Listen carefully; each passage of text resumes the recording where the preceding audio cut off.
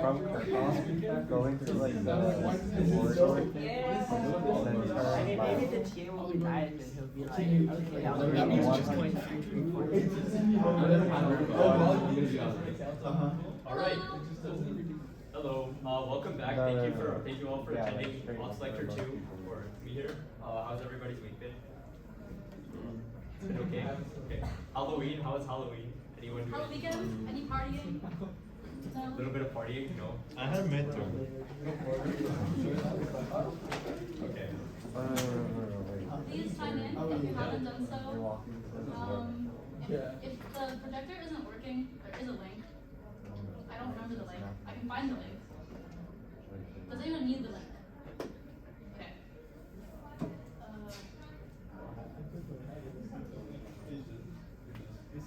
This is so silly. It just doesn't change. Okay, it should be. Well, it's not tiny URL, so I can't help you with that. You can find it later. Or just, I don't know. We could probably do it at the end. Yeah, we can figure it out. Yeah. They will still need it. Oh, we're going to Those 2 days. they go. How often is on?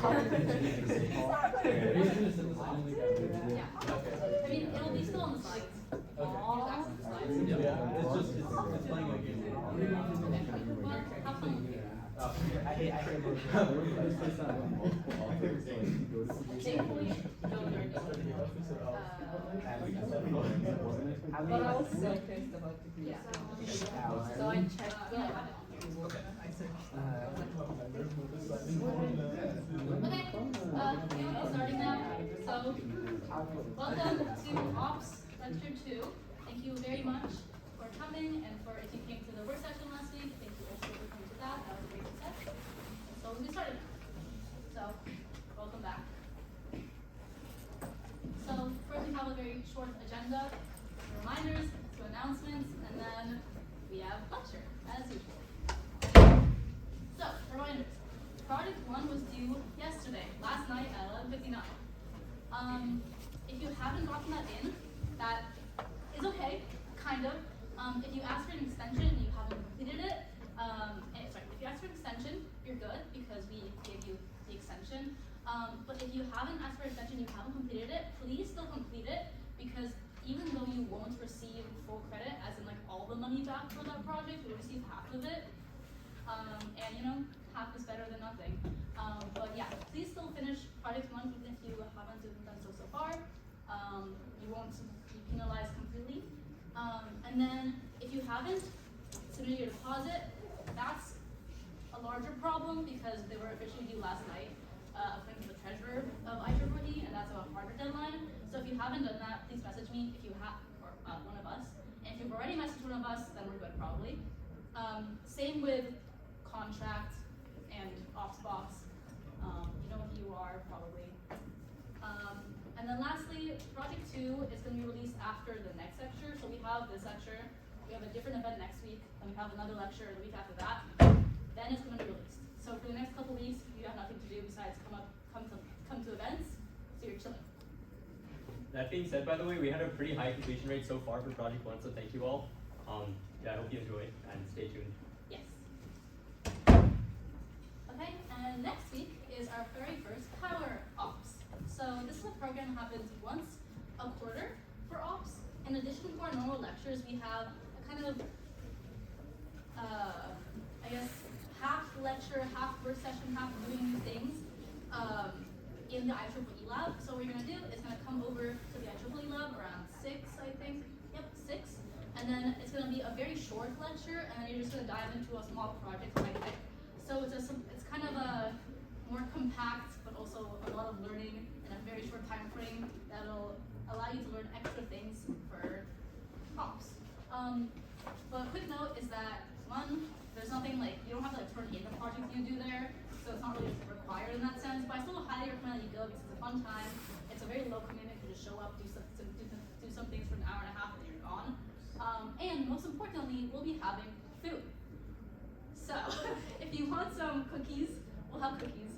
There'll be lots of cookies and lots of different flavors. So hopefully, if you have an allergy, you'll have options. If you have other allergies, there'll be options for you too. So free cookies, fun learning. It's gonna be a good time. And we'll have these once a quarter. Anything else? I think we're good. Yeah. Okay. Okay, with that, let's dive into lecture 2. We'll be going into the basics of operational amplifiers, as well as one of their kind of modes of operation, which is the differential amplifier. And we'll also, before that, be covering transistors in some level of detail. So, yeah. No, we're just kidding, by the way. That was a great joke. You want to figure out how to do this? Yeah, we have no idea how this works either, so don't worry. This is not today's lecture. Actual lecture 2. Oh my god.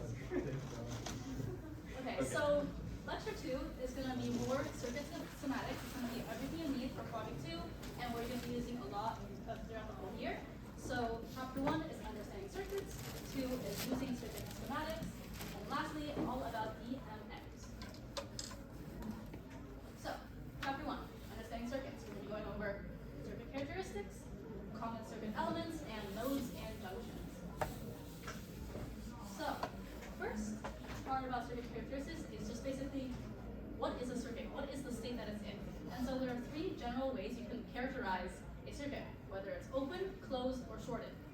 And so open kind of makes sense of the name. It means it's open as in like it's open to the world. There's a gap in it. Like the door is open. It's not completely closed, right? So as you can see here, there's a little gap in the wire. That means it's open. And this circuit effectively does nothing because there's nowhere for the current to flow through.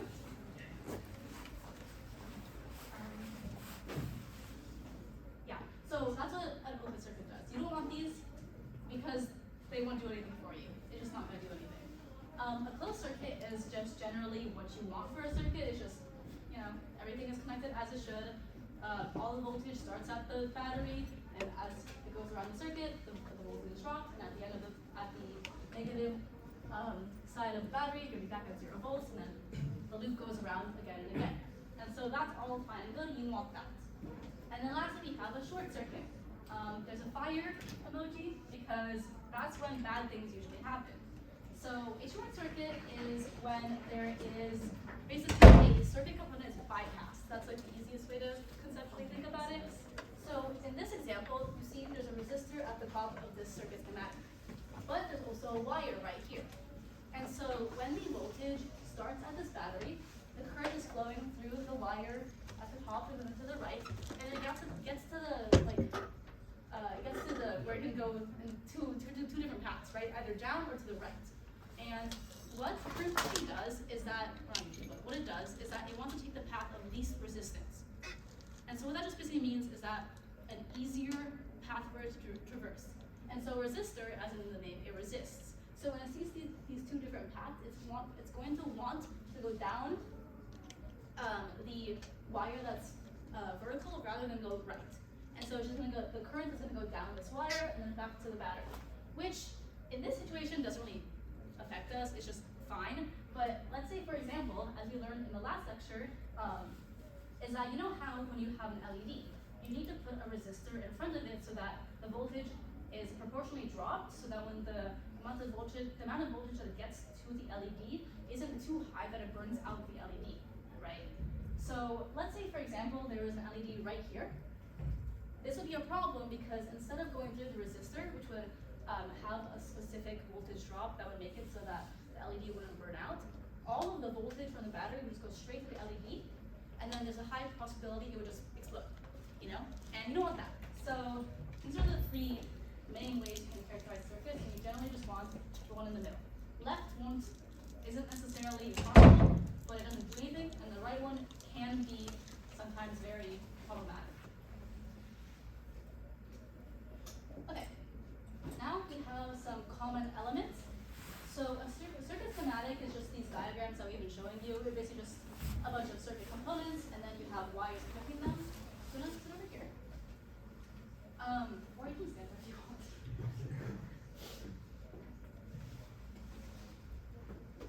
And so when you build a circuit, physically, you can just go straight at it, you know, like using just, you know, your knowledge of circuit components and creating it on your breadboard. But it's also very useful to create these circuit schematics to plan out what you want to do ahead of time. And then they also help, by looking at these circuit schematics, you can realize what's going to happen in your circuit, whether there are any faults or problems that may arise. And so we just have a few circuit components if anyone wants to tell us what they are. So what is this one? We've talked about it quite a bit. Awesome. This one you haven't mentioned, but some people might know. Yep. This? This one? Yep, inductor. Switch. Perfect. Does anyone want me to repeat those? Okay. Alright, and so now we have an example. We just have 4 quick questions of labeling what type of circuit these are either open, closed, or shorted. So for the first one, does anyone want to take a stab at whether this is open, shorted, or circuit? Or open, shorted, or closed? Yeah. Either shout out or you raise your hand, whatever's good. I guess it's a little strange because technically there's no obvious gaps, but at the same time there's a bit of a short. If there is a short, I guess you can mention that it's shorted because I suppose it can be a little confusing. In the first example, Yeah. He's saying things, but he's not exactly right. as in, just to clarify. So this one is a little confusing, as Adrian said, because there's 2 separate wires. One has a resistor, the other one doesn't. And so you might think,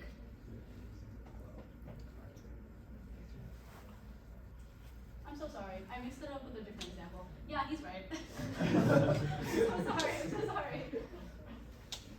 You want to explain again? Yeah, sure. So, sorry, what I was mentioning was that you might be a little hesitant to answer for number 1 because R2 is shorted, meaning there's a wire connected across it. R1 is not, and the circuit is technically still closed. So, I guess for the rest of the examples as well, when we say, is the circuit shorted, we're just asking if there is a short in the circuit at all, not whether the battery is shorted to itself. Yeah, so this one is both closed and shorted.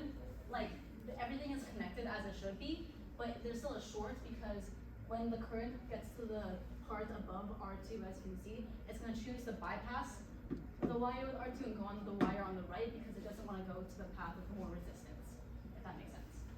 Does anyone want further clarification on that one? Okay, for number 2, anyone have a guess to what this one is? Yes? Yeah, close. The reason why we included this one is because there are 2 wires. Do you guys want to sit over here? Yeah, right here. Two seats.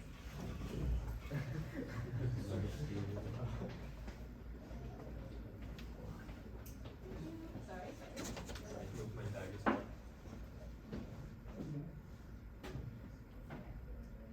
So for this one is closed as you want it, but the 2 wires, but the 2 pathways don't mean it's shorted just because there aren't any circuit components along those wires. So nothing is technically bypassed. Like no matter when you get to this point, when the current gets to this point in the circuit, is there going to be a difference in like voltage? So basically, like if there was something here or if there was something there on either of these 2 wires, it'd be shorted, right? But because if there's nothing there, the voltage is so it starts at like whatever voltage this is, V1, there's gonna be a voltage drop across the resistor, and then no matter what happens, here it's gonna be some voltage factoring the voltage drop of the resistor. So that's good. Does anyone want clarification on that one? Okay, then number 3. You can just shout it out. Yeah, close. This is because even though there are 2 pathways, current is going to go on both of them. It's going to be proportional based on what the values of these resistors are, but nothing is going to be bypassed. And then lastly 4? Open. Yeah, open because the circuit isn't closed. As in, just yeah. Okay, with that, let's talk about nodes and circuits. So last 2 lectures, we've been talking a lot about voltage drops across the different components. What exactly we mean by that, to be a little more precise, is that we are moving from one node in a circuit to another node. So a node refers to a part of the circuit that has the same voltage, and for, I guess, ops, you can always consider that to be any place that is connected by the same wire is the same node. So for example, junction 3 and junction 2 there, I'll explain what junctions are shortly. Those are separate nodes because there's a component between them which will experience a voltage drop. But junction 3 and junction 4 are the same node because there's only wire connecting them. And basically we said that because there's no I kind of glossed over this point last lecture a little bit, but in circuits we consider ideal models of different elements, and what that means for a wire is that we consider it to have no resistance. The reason is that we lump all of the resistance together and say, okay, we'll take all of that resistance and just put it in this box right here, and then we won't worry about wires. Because there's no resistance in the wires, there's no voltage drops, which is why these junctions that are connected by a wire are at the same potential, and we consider them to be the same node. So far, does everything make sense? Okay, now we get to junctions. A junction is basically a part of a circuit where there are multiple pathways for current to flow, by which we mean, I guess 2 additional ones or more. So like, for example, right here, if you consider like, if I put a dot right here, we don't really consider this to be a junction because current is just flowing like this way, let's say. This is a junction because current can come through junction 2, or sorry, node 2, down here. It can also flow this way to here, and then it can leave going that way. Does that make sense to everybody? Okay, so let's get straight into the examples. In the first one, are the 2 green dots the same node?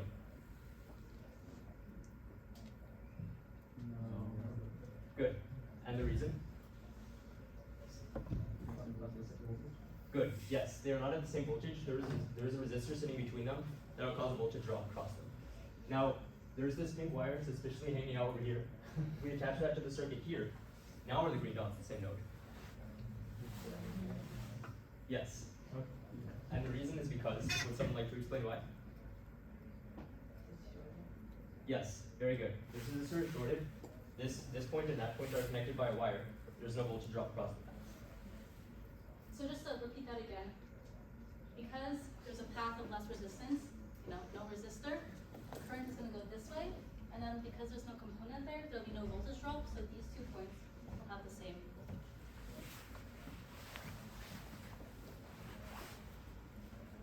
Okay, chapter 2, using circuit schematics. So we're going to go into equivalent resistance, which requires a bit of math, but we'll be going over that, which is probably okay. Kirchhoff's laws, and then both digital multimeters. Okay, so this thing looks really, really complicated, and we're not going to force you to actually do this because it'll probably take a while, and I don't want to do that much addition and whatever. But we can actually combine it into this equivalent resistance, which is just 10 ohms, and that requires a couple laws and a couple rules that we need to actually take into account when analyzing circuits.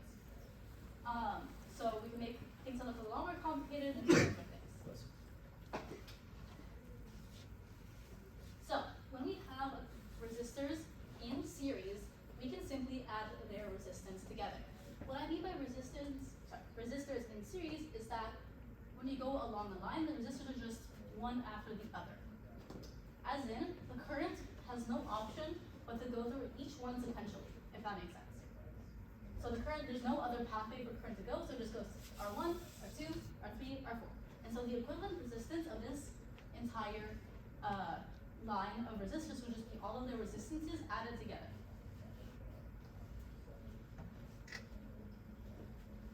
And then resistors in parallel are a little more complicated. And so as you can see here in the circuit schematic, is that these resistors aren't along the same, they aren't along the same wire, as in it's not like sequential. So the current, let's say the current is starting from the top, it's flowing down along the wire all the way up there, and then it has 4 different paths it can go down. And so it's going to go down each of those 4 paths, but not the same amount of current is going to go down in it based on each of the values of the resistors. But we can simplify this into just one resistor value by using the parallel resistors law, in which you have to add all of them. You take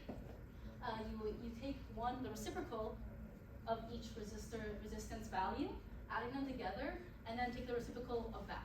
So as you notice, there's a 1 over R parallel here. Basically, once you add the reciprocals of all the resistors together, you then flip that as well. Just to keep that in mind. Really quickly, before we get into the examples, a little bit of intuition for why the formulas are like this. You can imagine, okay, so a bit of an analogy. all of you, when you leave today's lecture, you'll be going through this hallway, right? Everything's clear.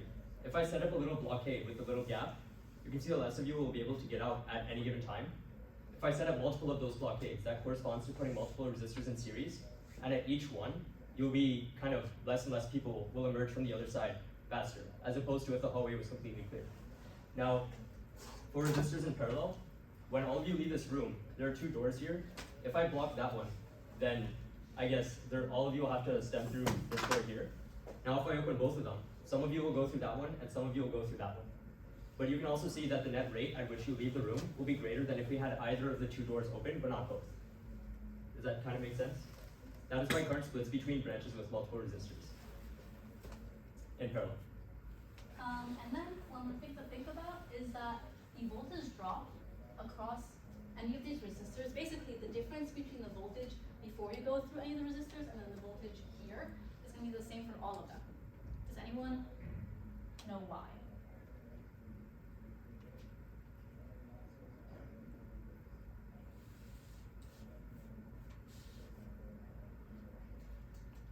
Because it's the same node?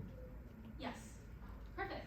So the point below all these resistors, like right here, and the point above are two separate nodes, but this point right here is the same node, is a node that connects all of these resistors. Basically, the current is going to split up into all of the different resistor pathways, and then when it gets here, there's going to be a certain voltage value that equates to the drop, the original voltage minus the drop across each resistor, right?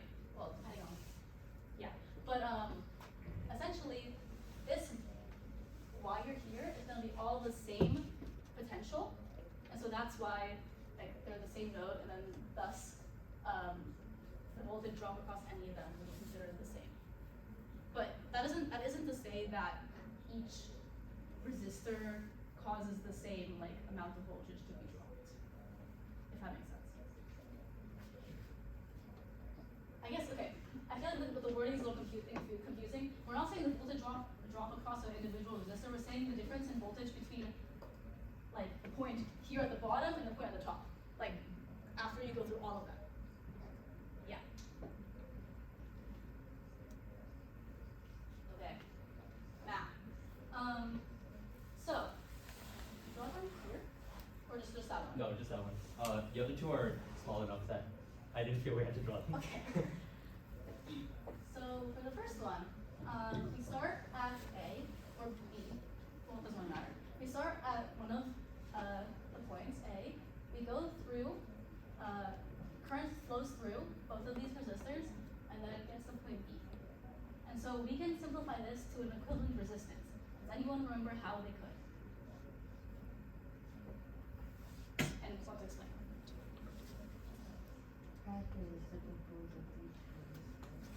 Yeah, perfect. Almost there. And then? Yes, exactly. So for this one, because they're in parallel, they're not in series. So in series would be if they were all like in sequential order, right? But because these are in parallel, as in the current gets here and has two options of where it can go. It can go either down to R1 or it can go down to R2, right? Well, not or, it'll go through both, but it has two pathways, meaning they're in parallel. And so you have to use the in parallel law, formula? Yeah. Yeah, whatever. And so it's going to be 1 over 6 ohms, plus 1 over 2 ohms, and that's going to be 2/3. 1 over 6 plus 3 over 6, which is 4 over 6, which is equal to 2/3. And then you have to take the reciprocal of that. So 2/3 reciprocal is 3 over 2. So the equivalent resistance of this circuit will be 3 halves ohms. Does that make sense to everyone? Yeah, sure. So number 2, can someone tell me what the relationship between these two resistors is? Like how are they connected? Series. Good. So what might be the first step in simplifying that network? Yes, exactly. So we will first combine these two resistors to give an equivalent resistance of 12 ohms, 10 plus 2. And then from there, that 12 ohm resistor is connected in parallel with this one. And then we do the same process you mentioned earlier. Take your reciprocals, add them, take your reciprocal, you're done. That's a bit of math. Okay, so 1/12 plus 1/6, 1/12 plus 2/12, 3/12, flip with that, 12 over 3 equals 4. Crazy, right? Numbers are kind of nice. We chose those numbers. Okay, and then the last one looks a little more complicated, but we can actually use the work from the last example. So we found out the equivalent resistance of all of these three resistors is equal to 4 ohms, right? And so at this point, the equivalent resistance is equal to 4 ohms. But then we have another resistor. So how are they connected? Series. And so what do you do with series resistors? Add them. So 4 plus 8 is 12. And so now that thing has been simplified to just only 12 ohms. Is everyone good? Questions? Okay. Okay, so now we get into Kirchhoff's laws. The laws which would make a lot of these computations a little bit easier, some of the intuition a little bit easier to understand. These are Kirchhoff's laws. He has 2 of them. This first one is the loop law, which concerns how current flows in a circuit, and the second one, which I'll get to shortly, concerns voltage and the conservation of energy that's related to that. Let's talk about current first. I think this one should be more straightforward than the other one. What Kirchhoff's current law says is that if you take any junction and you look at all its connections, then the net current flowing into and out of it is 0. Another way of saying that is that current is not like kind of getting stuck anywhere in the circuit. There's no charge building up anywhere in the circuit, which kind of makes sense if you consider a circuit to be just a continuous kind of flow of charge, right? So charge isn't necessarily piling up anywhere. So in that drawing there, we have some of the currents going in, some of the currents going out. That is generally a rule that you can apply in a lot of circuits to kind of determine what the currents going through any specific branch might be. Now let's take the voltage law next. This one basically says that if you take any closed loop in a circuit, meaning you go around all the branches and you end up at the same place that you start, that the net voltage drop, meaning any voltage rises and voltage drops you would occur, that you would experience, those sum to 0. So to take a concrete example, you have a battery here. If you go from the negative end to the positive end, and if you measure that with a multimeter, you would find that the voltage here is positive. And then across all of these resistors, let's say that these are boxes right now, but let's say that they're resistors, you would experience a voltage drop across this one, that one, all the way until you get back to the negative terminal, at which point you will have reached 0 volts again. Does that make sense to everybody? And just to clarify, it says junction rule, but another way to call it is the voltage rule. Yeah, you'll hear these go by many names. I guess Kirchhoff's current law and voltage law are the most common ones. So we'll probably be using those, KCL, KVL for short. Yeah. Any questions? Okay, so we have some more examples. I can do the first one. Okay, so for the first one requires a bit of math. I can just do it out loud, but does anyone, so our first task for this circuit is to find the current drawn from the battery. Basically, we want to figure out what the total current is in the circuit. And do you remember Ohm's law, right? Well, what is it? Anyone? Exactly. V equals IR. Voltage equals the current times resistance. And we can use that, but we first need to simplify our circuits to have an equivalent resistance. So does anyone want to figure out the equivalent resistance of the first circuit?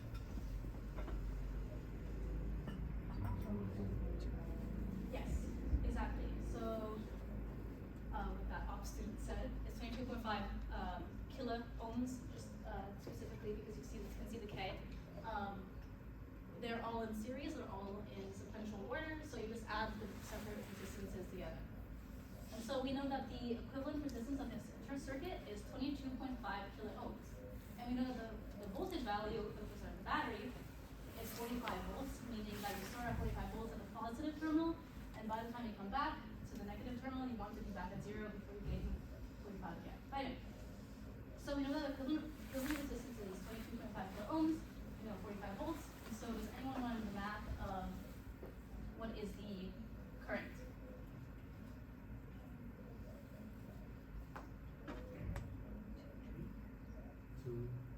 So it's 2, sorry? Yeah, 0.02 amps. You have to factor in the kilo ohms, but it's also just 2 milliamps. Either 2 milliamps or 0.02 amps. Yeah, same thing. So we figured that out. Does anyone want an explanation of how we got that? we want to find the voltage drop across R3, the third resistor, which is 7.5 kilo ohm resistor, 7.5 kilo ohm resistor.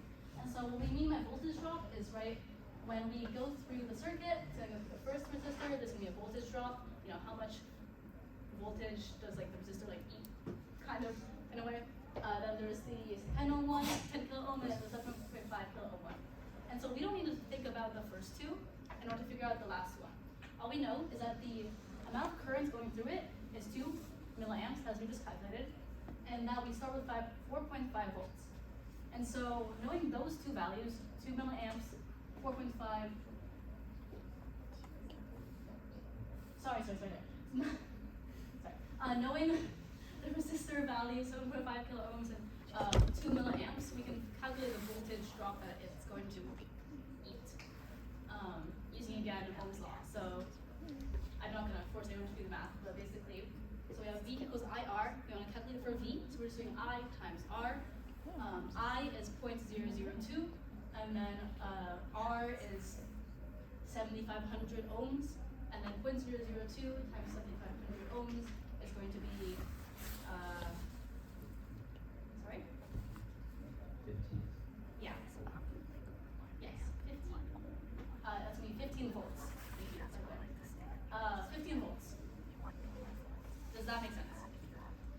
And you can do the same computation for the 10 kilo ohm resistor and for the 5 kilo ohm resistor. And you find out if you add up the voltage drop across each of them, you get 45, which is way too small.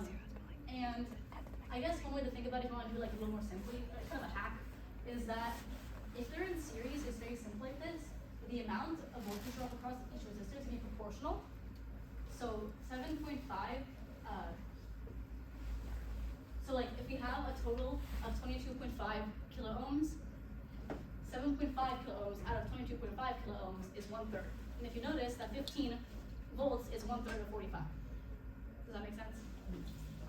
And so proportionally, the 10 one, 10 out of 22.5 is, 2.10 out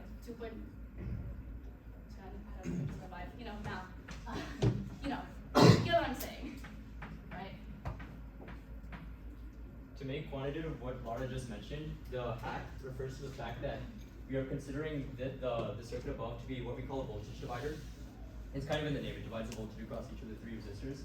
And what that means is this. We can take our total input voltage, which in this case is 45 volts. Then we take our resistor that we're looking at, which I forgot which one we started with. Okay, let's say the 5 ohm, or 5 kilo ohm. So you put that here, we put the sum there, and we have the voltage drop across the 5 k ohm. And you can do the same thing for the other 2 resistors. But keep in mind that this is for resistors in parallel. Sorry, in series. Yes. In series, not parallel. Parallel works a little differently. Yes.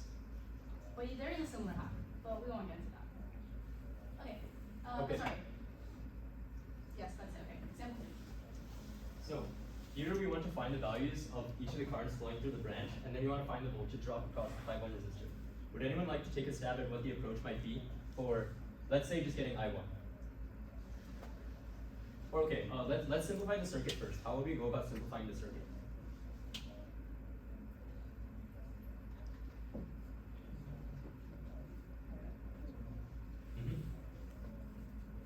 That's correct, parallel resistors. So we want to simplify the circuit by first combining these 2 into an equivalent resistor. Then that one is in series with this one. We combine those 2, we have an equivalent resistor for the entire network. Why that's useful is because now, if you'll notice, if we hide what's going on in this part of the circuit and we just look at I1, this is the total current flowing into the entire circuit. If we find I1, that'll help us find this voltage. And now we can consider the 2 other resistors next. So I'll get to that in a little bit. Let's first calculate I1. Is the eraser on that side? Yeah. Thanks. By the way, I don't think the numbers are kind of nice on this one, so does anybody have a problem with me like changing the numbers on the resistor slightly? I'm gonna take that as a no. Okay, so here's what we'll do. We have a 2 ohm. Then I'm gonna say we have another 2 ohm. And a third 2 ohm. Should make the math a little bit nicer.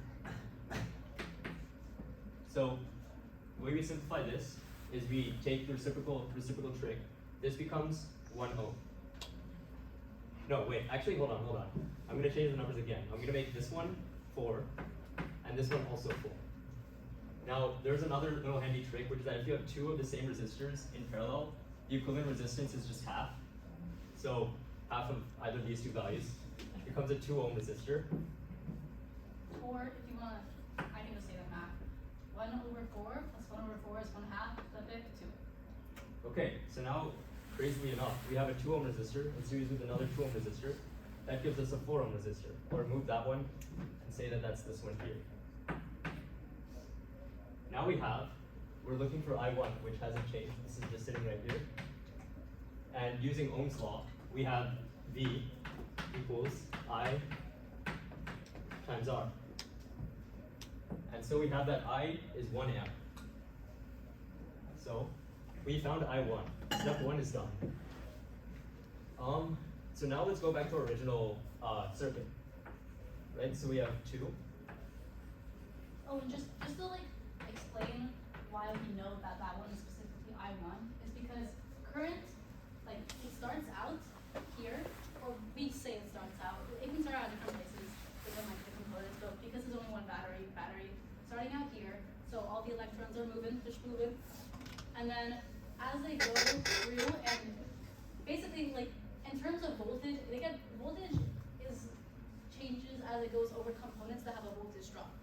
But for current, it stays the same unless it splits up into different pathways. So no matter along this line, the current is always going to be the same until it splits up. And so we can think of it as like, this is kind of just like, let's say like how Adrian said, here to this part is just like, this would be the current if it was just like a circuit with no paths. So we just know that it's the current that starts off, which is the current of the equivalent circuit. If that makes sense. Hopefully. Pop quiz. Does anyone want to guess what the current down here might be? Based on what we just found. Or in terms of I1, I2, I3. Yes, exactly. That's some KCL. The current splits here, but then down here it recombines. So you just have the same current you started with, which is I1 down here. That said, let's proceed with the original calculation. So we had 1 amp going this way. And then now, our next step, we want to find the voltage here. Based on what we said earlier, the voltage across this resistor and this one is the same because when we take either of these two paths, right, we can use our KVL loop. We should end up with the same voltage drop here or there. Using V equals IR, we have that there's going to be a 2-volt drop across this resistor. That just comes from 2 ohms times 1 amp. We have 2 volts. Now, we can kind of apply KVL once again. And can say, okay, here to here, or this isn't even KVL at this point. We can find the currents directly because if we look at this branch, we have a 2-volt drop across a 4 ohm resistor, right? So then our current, I2, which is by the way the same as I3, because the resistors are the same, is half an amp. And this makes sense because we have 2 currents in each of these branches that is less than I1. You can see that they also add 2 to 1, which means when they recombine here, we have 1 amp. Cool? I don't have any questions about that. It's a little complicated. Yeah. Can you repeat exactly what you said one more time? Yes. Okay. So the way that we go about finding I2 and I3 is we look at one branch and we say, okay, I know I have a 2-volt drop here to here. There's a 4 ohm resistor right there. So if you consider just this branch and apply Ohm's law, we have V is I times R. Rearranging for I, we just have that I is the 2-volt drop from earlier divided by 4. That gives us 1/2. Because the 2 resistors are the same, it's the same calculation here. Both currents are 1/2. Is there another part?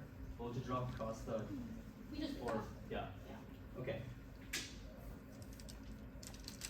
Okay. Questions or should we move on? Mhm. When you first started the problem, Yeah. you said to basically, couldn't make it both parallel, Mhm. but this is happening to like make it. So like when I first looked at it, I was like, will let me get the equivalent resistance between the 2 ohm and the 3 ohm, and Yeah. then just solve like a parallel circuit. But I think you did it differently. And I was wondering, like, does it matter which order you go in? Like, would you still get the same outcome, or did you choose that specific way because of the way current flows? That's a very good question, and it actually highlights something that I think we forgot to mention earlier. The reason we can't combine the 3 ohm with the 2 ohm here is because the current running through them is not the same. Which means that we need to consider where the 2 nodes are, here and here. And then we say, okay, first of all, there are a total of 3 nodes in the circuit.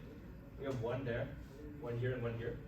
So you notice that, okay, connected to these 2 nodes, we have these 2 resistors, right? They're connected end to end at the same one, yeah. So because of that, we know that we have to deal with these 2 resistors first, and then only then we can deal with this one. So yes, the order does matter, in short. Is everybody good with these 2 examples? Okay, and then we have our last chapter to be very quick about the digital multimeter. We won't be using this very much in ops, but it's useful just in general for ensuring the safety and just checking like what's happening in your circuit. So first of all, we have a DMM, you might have heard it before, called digital multimeter. And this device is very useful for analyzing and just checking the different values of your circuit. It has a bunch of different things you can do with it. And so we're gonna have these slides for your reference, but I don't think we need to get like very in depth with how to use it right now. But basically, that's the thing. You can turn the dial in the middle to which thing you want to measure, and it's pretty useful. And so, for example, for measuring resistance or voltage, you can place the 2 Leads. leads? Whatever. You can place the leads that are connected to the digital multimeter on either side of a resistor, and then you first you flip it to the ohm symbol, the resistance, and you can put it on the 2 sides, and it'll like give you a value. That's pretty useful. And then you can put it on the two sides of a battery to give you voltage, and like you can measure how many volts is in the battery. These are quite simple examples, but let's say you have a circuit that you built and you're trying to go for a specific resistance or a specific voltage at some point. It can be very useful to figure out if you're doing things right or what has gone wrong. Oh, and very quick question is that can anyone explain why the voltage here comes up as negative? I don't know if you guys can use that, but it's like negative 1.629. Yeah. Exactly. So what he said was that the color of these leads actually matter. So the black one is for ground, and the red one is for power or voltage. And so you want to match that with the battery. You want to put the ground on the negative side of the battery, and then the red one on the positive side. And so this person has flipped it, and as a result is going to say negative voltage. Negative voltage, like, is a thing, but isn't really a thing because that doesn't really quite make much sense conceptually. Like, how can you have negative energy or whatever? But that is how it appears. And then lastly, current is kind of similar. You just attach the leads to 2 points in your circuit. You can measure how many amps is going through that point. But also, when you're doing these things, you can damage the device quite easily. So make sure to ask someone like us for help if you're ever working with a DMM. I don't think I'm gonna ever ask you to use one, except maybe in power ops. But you'll probably use it like EC3. Yeah. Yeah, just as a very quick aside, the reason why we have a separate slide for current is because, so when you switch the dial on the DMM, inside there are various circuits that correspond to the different modes of like operation. The current one happens to be that, because you want to see like how the current is in a circuit for like, let's say a given resistance, inside the DMM, you don't want to have a lot of internal resistance because otherwise that would create a significant voltage drop that would alter how the rest of the circuit appears. Because of that, it would be very easy to send in too much current than the DMM can handle. Some of them do have internal fuses, but in general, it's not a good idea to run too much current or through a DMM. And in fact, some of them do have entirely separate modes for measuring larger currents. And lastly, you can measure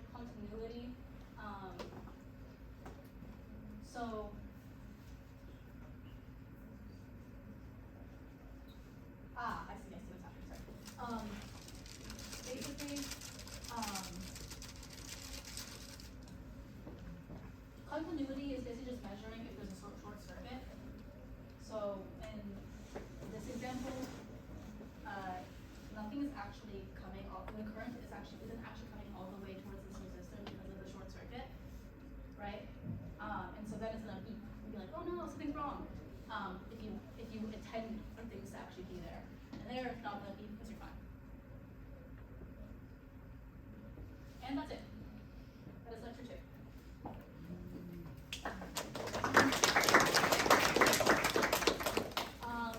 So that's all we have for today. We don't have a project release day because we need to do next lecture. But for now, enjoy the rest of your day. And if you haven't signed in, here we go.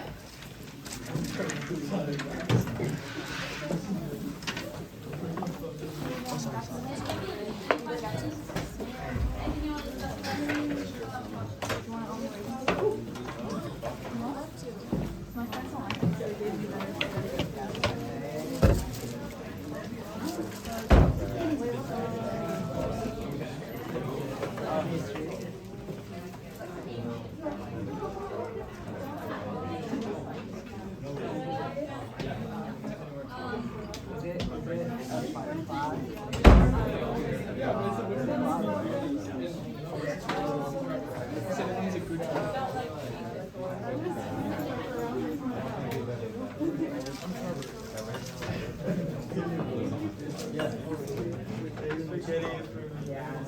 Half the time.